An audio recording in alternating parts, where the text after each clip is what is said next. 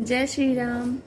जीवित पुत्रिका की आप सभी माताओं को हार्दिक शुभकामनाएं। जैसा कि सभी को पता है, आज का जो पर्व है पुत्र और पुत्रियों के लिए किया जाता है। जिनके बच्चे हैं उनकी लंबी आयु, अच्छे स्वास्थ्य के लिए किया जाता है।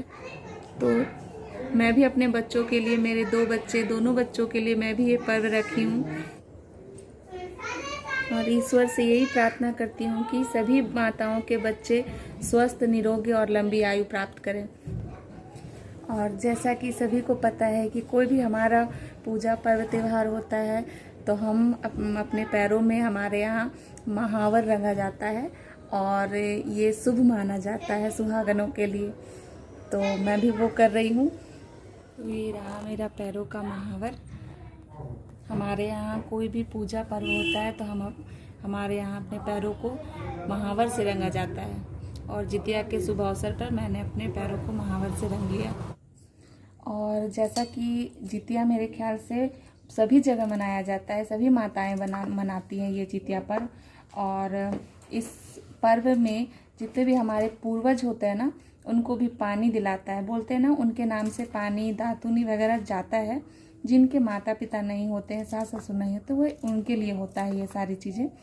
तो जैसा कि देख रहे हैं, मैं यहाँ, जैसा कि आप देख सकते हैं कि मैं यहाँ ढेर सारी सब्जी लेकर बैठी हूँ और इसमें बहुत सारे चीज़ें हैं जो ज़रूरी होती हैं। जैसे ये साग, इसे हमारे तरफ तो नोनी के साग कहते हैं। आप लोगों की तरफ क्या कहते हैं आप लोग कमेंट करके बताना। और ये इस पर्व में ज़रूरी होता है। इस साग को हम अपनी सब्जी में बनाते हैं। और इसे तो आप सभी जानते ही होंगे।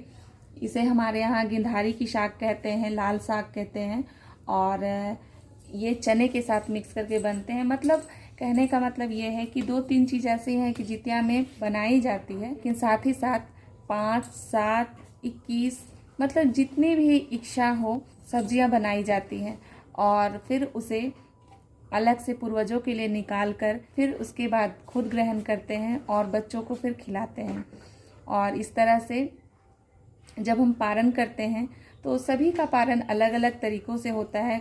बहुत सारे बीज आती हैं, जैसे खीरा के बीज से बहुत लोग करते हैं, कोई चने से करते हैं, है ना।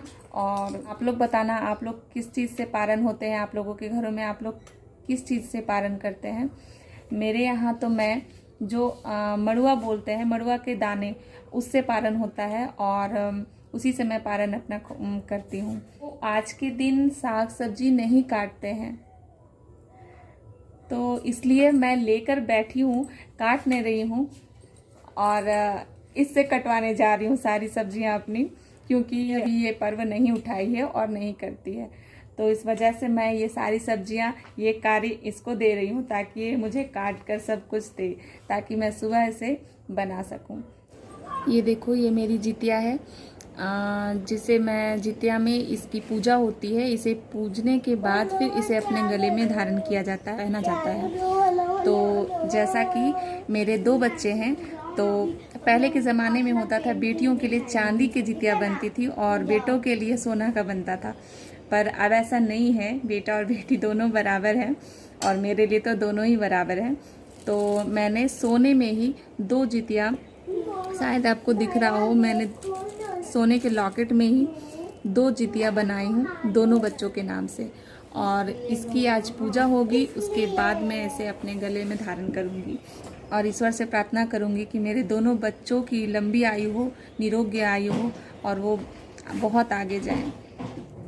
इसके साथ ये भी आशा करती हूँ कि जिस तरह सभी माताएं अपने बच्चों के लिए ये उपवास रखती हैं, उनकी लंबी आयु के लिए, उनके स्वास्थ्य के लिए, उसी तरह सभी पुत्र और पुत्रियां अपने माता पिता का सम्मान करें, अपनी माँ को प्यार दें और ताकि उनकी सभी पूजाएं सफल रहें।